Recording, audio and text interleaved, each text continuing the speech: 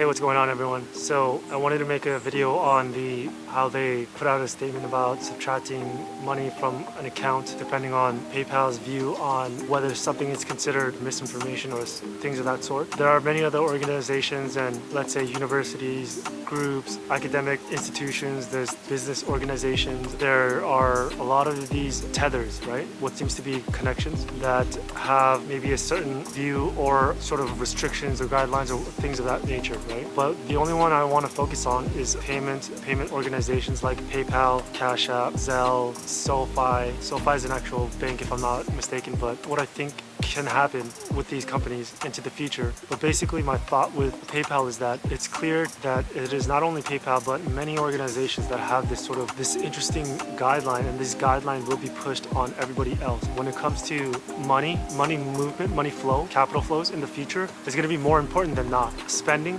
and different areas of spending, the speed of those spending, velocity of money, I think those might be more important for central bankers than I think we were thinking, right? It seems like they have an interest in that. And it also seems that, whether there's central banks in the future or a different sort of central entity in the future, we'll see. But those are some of the things that I'm looking at and I have noticed. I think a lot of people can also agree that those sorts of guidelines, it's going to just be growing, right? It's not going to be stopping.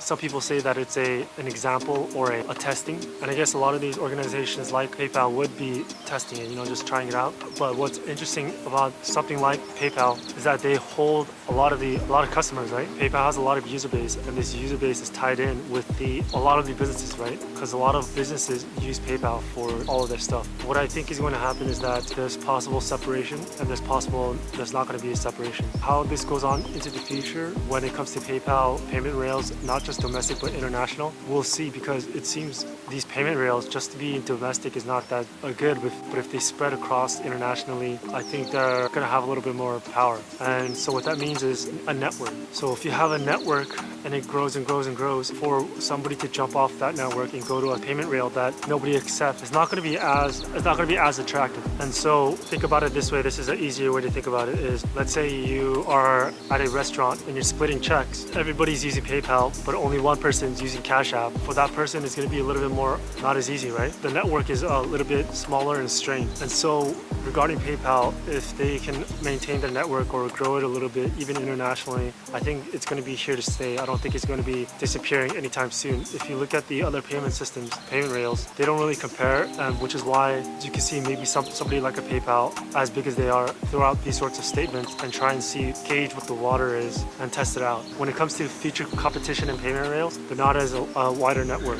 And I think expanding to, let's say, offering services in crypto, let's say Bitcoin, allowing you to buy and whatnot, may expand the network a little bit, but even then that network is not big enough, right? And so the question is, how many payment systems do we need if it really goes down the way where all software converges? My hope is that if there's multiple payment systems, then people can have multiple choices, right? But when it comes to those payment rails, Cash App, PayPal, all that stuff, it's all the same. It can funnel in the same way, because if you're using PayPal as a payment system, what's so different from Robinhood? Maybe they issue a card, a trading exchange that also goes into those services, right? Look at American Express. They started offering personal checking accounts and saving accounts. They're moving into that online banking, right? What's to stop, let's say, E-Trade to come out with their own debit cards? Interactive Brokers, I know, does. TD Ameritrade also has their own debit card. But what's to stop these cross-pollination, right? How do we not know that there's other companies that are also going to come out with the same ideas and whatnot? If that's the case, not all of these payment systems are going to survive. When the markets were coming down, I think in the last spring, people were wondering about the solvency of Zelle and all these other payment rails. When I look at it, I think that there will be a little bit more funneling, right? Depending on how this goes, we'll see. Overall, it would be nice to have a spread of options than just PayPal, right? Or your bank and checkings account. That moves us into the conversation of, what do I think about the future payment rails and cryptocurrencies? They wanted PayPal to be as big as, let's say, Facebook, right? To be the world payment system or whatnot. And then came along cryptocurrencies, and now we have a huge problem, right? There's a problem because something like PayPal can be coerced and controlled by, let's say, government organizations or the government itself, depending on how the system works in the future. But basically, cryptocurrencies are different. It draws the power down from something like the government, but the thing is, whether it's centralized, decentralized, then people have discussions about whether it can be controlled or not by the government. Aside from that, it seems to me when it comes to the future earning crypto, these other smaller projects, let's say move to earn projects, there's other ones like listen to earn, basically giving up your data in exchange for that cryptocurrency, right? Payment. How future social human organizations are formed, human behavior is coerced with the sort of payment decisions and trying to move behavior. We can see the trajectory to trying to influence behavior and actions through money, through an issuance of currency. And so I think that into the future, trying to program the society or human beings a certain way, I think will be a high interest of government. We don't know, but basically it's possible that there is a world that we get paid for our data and we get rid of the intermediaries like Facebook and whatnot. Obviously the government doesn't want that. Why? Because that's a government would prefer to have a Facebook, these third-party entities, is because that's a smaller vector of control. It's much easier to figure out what's going on. But if we go into this world where cryptocurrencies can be a game changer and all of that can be split up, maybe it can be different. People don't like that there's thousands of cryptocurrencies, but a part of me really likes it and wishes it. The reason being is because when an entity comes in and says 5,000 cryptocurrencies are gone, you guys can't exist, 10,000 more can come out. It feels the most alive for me on the net. I feel like I'm on the internet, right? When I have my net worth and I can shift it around liquid anywhere. I mean, when I say liquid, I mean of the flexibility of different thousands of currencies to different thousands. But obviously it's not as liquid, right? There's a lot of them that are not liquid, and are all of them going to survive? I'm not quite sure. I'm not quite sure if there's only going to be one or two or three, like the Bitcoin maxis are saying, right? So we'll see how that turns out. Let's move on to what I think can really happen into the future and how I think about these diversification methods, right? And so the way I'm thinking about this is that obviously you can't have just a single source of payment system, right? If people understand that you should have multiple incomes, I think by this time people should understand that you should have multiple payment streams. And having PayPal, Cash App, and Zelle, those three are not different, right? You don't really want to have those same categories or same sections, right? I think people are having this understanding what diversification means, where they say, oh, that's why you don't use PayPal. That's why I'm going to use Zelle or something like that. That's not real diversification. So a good idea would be, let's say you have PayPal, but you also have Bitcoin or, gold coin and also actual cash, maybe different sorts of cash, right? Depending on where you are in the world and how you move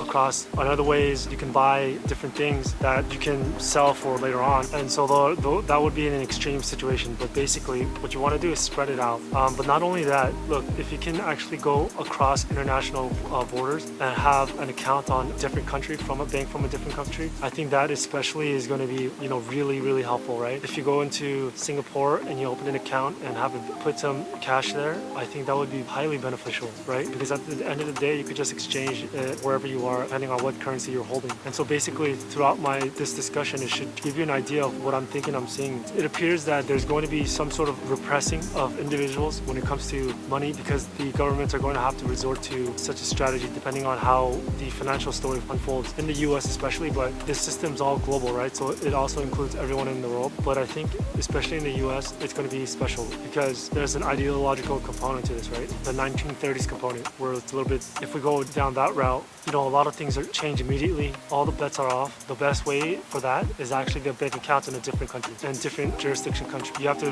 remember, if you have a bank account in a different country and that country is Canada, it doesn't mean that you're really that diversified. I guess you want to diversify along values or ideology, right? But every situation is going to be different, so you're going to have to look into that yourself and see how that works out for you. But overall, this PayPal thing, I don't think it just stops at PayPal. It's possible it could go to the others, right? We don't actually know this. We think it's just PayPal, but it could be many others. And in addition to that, it may not just be the old payment rails like PayPal, Cash App, and Zelle. It could maybe move on to certain cryptos, depending on if they're issued much more centrally or not, right? Let's say an FTX coin, for example, just throwing it out there. Another thing that people have to realize is that what can actually happen is you can have a holistic approach to this, right? An ideal is, for example, these social media companies and how they all holistically, whether people want to debate, they did it in concerted effort or they just followed the leader. Whichever is the case, it all happened right? And that could happen not only in the payment rails, but that could happen across platforms, right? Across industries, right?